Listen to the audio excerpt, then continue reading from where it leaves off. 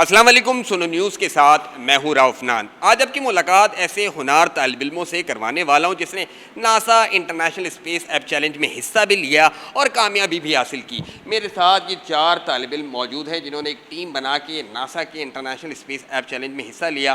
फ़िज़ा एजाज़ इनकी team leader थी। फ़िज़ा, पहले तो बताएं, ये नासा का आलमी सतह का मुकाबला किस नौइयत का था, किस तरह का मुकाबला था, कितने स्टूडेंट्स इसमें शामिल थे और कितना मुश्किल मरहला था, क्या टाइमलाइन दी गई थी आपको, क्या डेडलाइन थी, कितने मिनटों के अंदर, कितने दिनों के अंदर ये सब कुछ करना था? बेसिकली ये 2 डेज़ चैलेंज था जिसमें ये कम्युनिटी मैपिंग हमने उसको चूज़ किया था। बहुत सारे चैलेंजेस थे जिसमें हमें एक अपनी स्किल से रिलेटेड एक चैलेंज एक्सेप्ट करना था। और वो जब हमने अपना चैलेंज एक्सेप्ट किया उसमें तकरीबन 25,000 से 3,000 तक स्टूडेंट्स थे जो कि पार्टिसिपेट कर रहे थे उस चीज़ में। और हमने उस पर मैपिंग करी अपना हमारा जो प्रोजेक्ट था बेसिकली वो ये था कि हमारे डिफरेंट लैटिट्यूड और लॉन्गिट्यूडनल लोकेशंस थी जो हमने नेविगेशन के थ्रू जो है उनकी वेबसाइट से निकाली और वहाँ के कुछ पॉइंट्स मार्क करके अपनी जीआईएस और अपनी जो हमारा आर्क मैप हमारा एक सॉफ्टवेयर है वो हम यूज़ करते हैं, उसको यूज़ करते हुए हमने उस पर मैपिंग करी। जब हमने उस पर मैपिंग करी तो हमें उस पर बहुत ज़्यादा रिजल्ट्स क्लियर आए जो कि हमने नासा को प्रोवाइड भी किए। हमारे मैप्स जो थे हमने प्रोवाइड किए, वो मैप में हम क्लियरली आप उसकी जो कीज़ हमने बनाई, जो उस पर हमने कलर यूज़ किया, जो उस पर एटमॉस्फेरिक कंडीशन यूज़ करी, उससे अंदाज़ा हो रहा था कि कितना ज़्यादा हमारे जो 2 मेजर ट्रीज़ थे, नीम ट्री और बरगद का ट्री, तो उसमें वो बहुत मेजर रिडक्शन बहुत ज़्यादा हमें दिखाई दी गई। और जिसमें हमने उनको फ्यूचर सोल्यूशन भी प्रोवाइड किए कि अगर इस तरह के ट्रीज़ और ज़्यादा प्लॉट किए जाएं और बहुत ज़्यादा काम किया जाए, ना कि सिर्फ कराची में, हमारा स्टडी एरिया कराची था, लेकिन अगर हम ये कहें कि हम वर्ल्ड वाइड इसको यूज़ करें, क्योंकि नासा वर्ल्ड वाइड काम कर रहा होता है, ये नहीं कि वो एक पर्टिकुलर रीजन पे काम कर रहा हो, तो हम अगर उसको वर्ल्ड वाइड एक फ्यूचर सोल्यूशन पेश करें तो उसमें यह था कि हम ये अगर हर जगह पे यूज़ करें तो मे बी ये इतना बेनिफिशियल हो सकता है कि जितना हमें यहाँ पे बेनिफिट्स उसके दिख रहे थे। अच्छा, ये बताएं, कितना टाइम दिया गया था जजेस की जानिब से आपको मुकम्मल तौर पर प्रेजेंटेशन पेश करने के हवाले से, और उन्होंने जो आपको डाटा प्रोवाइड किया उसको भी आपने गैलेक्टिक प्रॉब्लम सॉल्व किया जिसके बाद उन्होंने आपको सर्टिफिकेट से भी नवाजा है, तो क्या दौरानिया था जिसके अंदर ये तमाम चीज़ें जो है वो हल करनी थी? ठीक है, बेसिकली ये 2 डे चैलेंज था।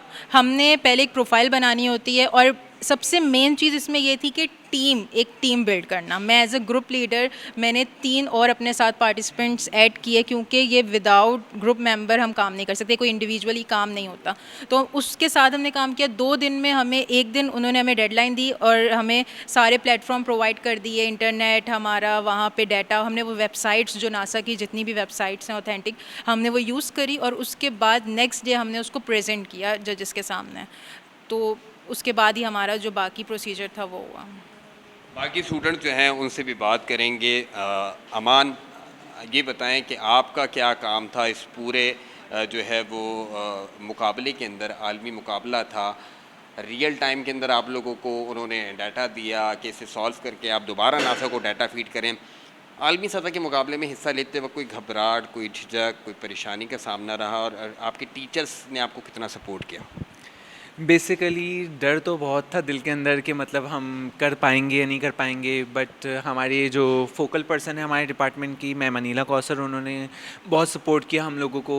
आज हमारी जो विनिंग का एक पार्ट है वो मैम अनीला कौसर के बगैर इम्पॉसिबल था।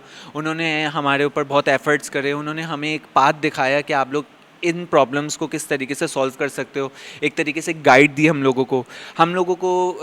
जो नासा की तरफ से चैलेंजेस मिले थे, इनफैक्ट हम लोगों को उसमें भी चूज़ करने में बहुत डिफ़िकल्टीज़ हो रही थी कि क्या हम कर पाएंगे या नहीं कर पाएंगे और किस तरीके से हमें करना है। तो कम्युनिटी मैपिंग हमारी फील्ड से रिलेटेड है, हमने इसको चूज़ किया और हम लोगों ने माशाल्लाह से कर दिखाया, फर्स्ट पोजीशन सिक्योर कर ली। तो it's a big achievement for all of us. आप क्या कहेंगे, क्या ये जो पूरा इंटरनेशनल स्पेस ऐप चैलेंज था, क्या मुश्किल मरहला था? कहाँ लग रहा था कि ये एक आलमी मुकाबला है, इसमें इतने हज़ारों स्टूडेंट हैं पूरी दुनिया से, इसमें हम कहीं कहीं परेशानी का सामना, कहीं डर खौफ? हाँ, थोड़े बहुत तो मतलब हमें कंफ्यूज थे अपने प्रोजेक्ट करने में और थोड़ा सा मतलब नर्वस भी थे, क्योंकि बहुत सारे बच्चों स्टूडेंट ने पार्टिसिपेट किया था पूरी दुनिया से भी, और सिर्फ कराची से ही 2500 या 3000 पीपल्स स्टूडेंट ने पार्टिसिपेट किया था इस इवेंट में। तो थोड़ा सा हम नर्वस थे, लेकिन अल्लाह का शुक्र है कि हमारा प्रोजेक्ट जिसको वहाँ पे इतना अच्छा लगा कि उन्होंने हमें ये बेस्ट यूज़ ऑफ डाटा की कैटेगरी में विनर अनाउंस किया।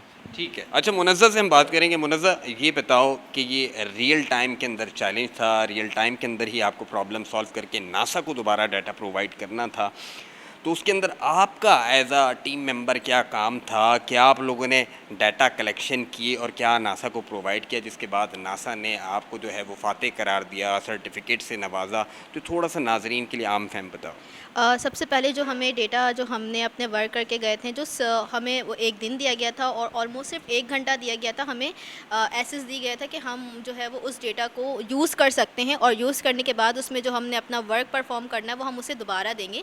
फिर उस चीज़ को देखते हुए उन्होंने ये चीज़ असाइन की कि किसने जो है वो डेटा को कितने ज़्यादा और बेटर तरीके से हैंडल किया है, और जिन्होंने सबसे ज़्यादा बेटर तरीके से हैंडल किया था फिर उनको ही अवार्ड के लिए नॉमिनीज़ किया गया था, जिसमें हमने जो है वो डेटा को बहुत अच्छे से तरीके से टैकल किया था। ये ग्लोबल लेवल का मुकाबला था नासा स्पेस ऐप चैलेंज के नाम से, और मुझे बहुत खुशी है कि मेरे स्टूडेंट्स ने ये मुकाबला विन किया।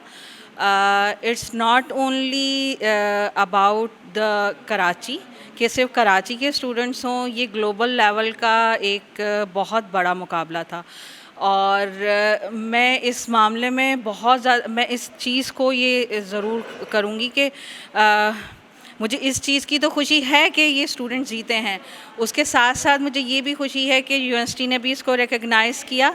और तीसरी बड़ी खुशी ये है कि 14 अगस्त के दिन मेरे स्टूडेंट्स को गोल्ड मेडल जो है उससे नवाज रहे हैं, और ये बहुत बड़ी एक अचीवमेंट है, ना सिर्फ ये कि मेरे लिए बल्कि ये कराची के लिए भी और तमाम स्टूडेंट्स के लिए कि हाँ, हम लोग मुकाबला कर सकते हैं shoulder to shoulder from anybody, पूरी दुनिया में किसी के साथ भी, और ये बहुत बड़ी अचीवमेंट है अल्हम्दुलिल्लाह जो हमारे स्टूडेंट्स ने अचीव की है। बीइंग अ जोग्राफर हम लोग ArcGIS 10.8 सॉफ्टवेयर है वो यूज़ करते हैं, और इसके अलावा हम लोगों ने गूगल अर्थ यूज़ किया था। गूगल अर्थ पे बेसिकली हम लोगों के जो ट्रीज़ थे, हम लोगों ने पहले तो हमारे जो डिज़ायर्ड एरिया था यानी यूनिवर्सिटी ऑफ कराची, तो हम लोगों ने उस एरिया को गूगल अर्थ से क्लिप आउट किया।